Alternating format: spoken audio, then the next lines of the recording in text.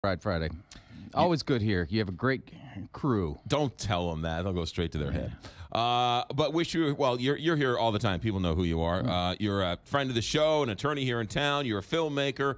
You fill in for me. And you're also the lawyer for many of the convenience stores up in Ferguson. And you were on the show numerous times during the initial Michael Brown shooting.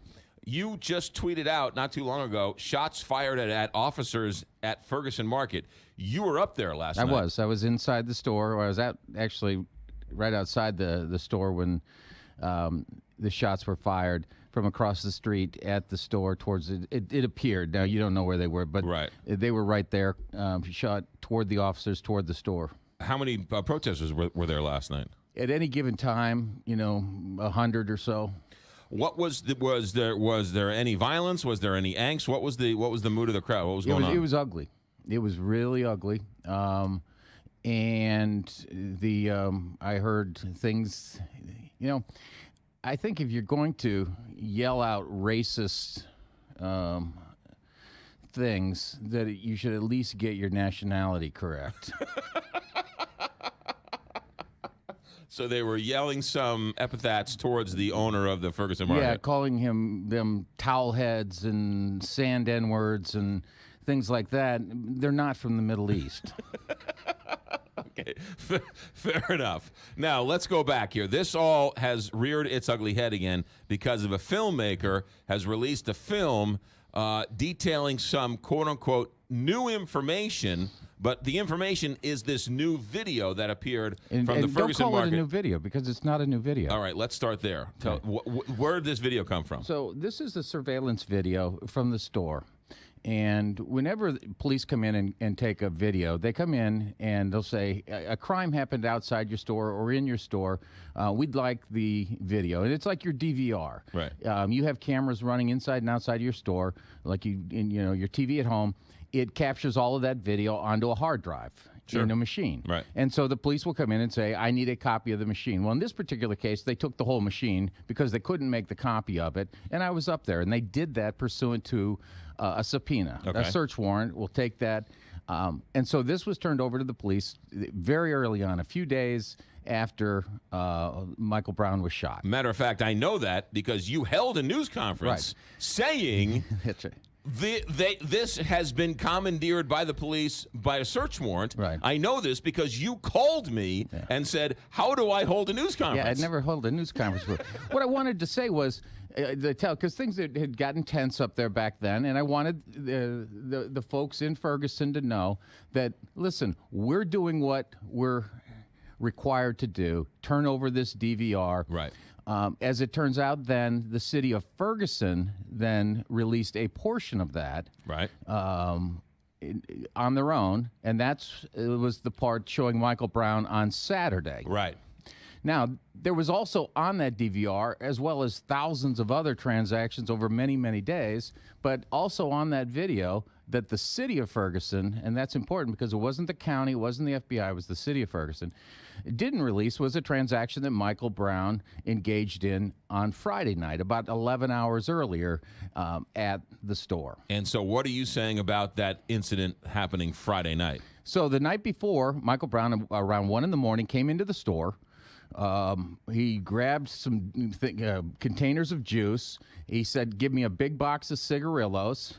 And then he took a small baggie with some leafy green stuff in it, and he threw it up on the counter. Okay.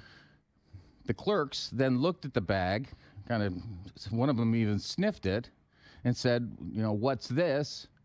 And one says, well, it's pot. And they threw it back to him.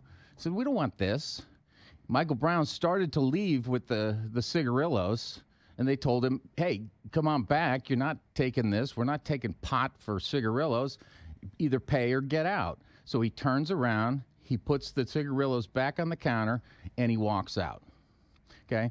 So no crime was committed. No, and nobody called in a crime because Michael Brown started to walk out. Maybe he thought he was going to pay with a bag of skunk weed or whatever it was. Right. Or maybe he was just going to take it on his own.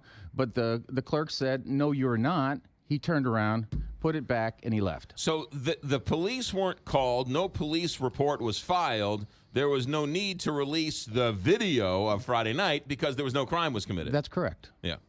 So this filmmaker comes out, finds this video, and all of a sudden makes wild accusations about what actually happened. Yeah, worse than that, he edits the video. Oh. He edits the video down and doesn't show Michael Brown throwing the pot or receiving the pot back. And then puts it into his documentary and says, look at this.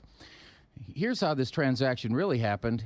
Michael Brown puts down the marijuana, takes the cigarillos, and then says, hey, as though he's at Macy's or Walmart, hey, can I put these on layaway till the next morning? I'll come back and get them. And then when he came back the next morning and actually, in reality, stole the cigarillos and then assaulted the clerk who said, you can't take those, the filmmaker's suggestion is, well, that was a misunderstanding. He had some cigarillos on layaway, and the clerk didn't know about that. I didn't know the Ferguson Market had a layaway program for cigarillos. Only for cigarillos. So as of right now, this video has caused a whole lot of controversy. Yeah, in all seriousness, McGraw, this came to light on Saturday. I received a call from the New York Times. Right. He was the reporter had been at the South by Southwest Film Festival, had seen this documentary, and had reached out to me and said, "This is the allegation being made by the filmmaker.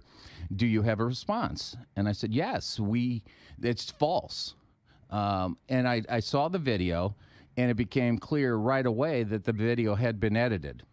And I told the reporter from the Times that this was false. There was no such transaction, and that I didn't know what else to say about this. I thought the story would kind of go to the back of the New York Times, and with the movie reviews, right? It didn't. It went everywhere, and as a result, a lot of people showed up last night and started this whole Ferguson thing all over. Officers' lives were put at risk. My client's store was put at risk.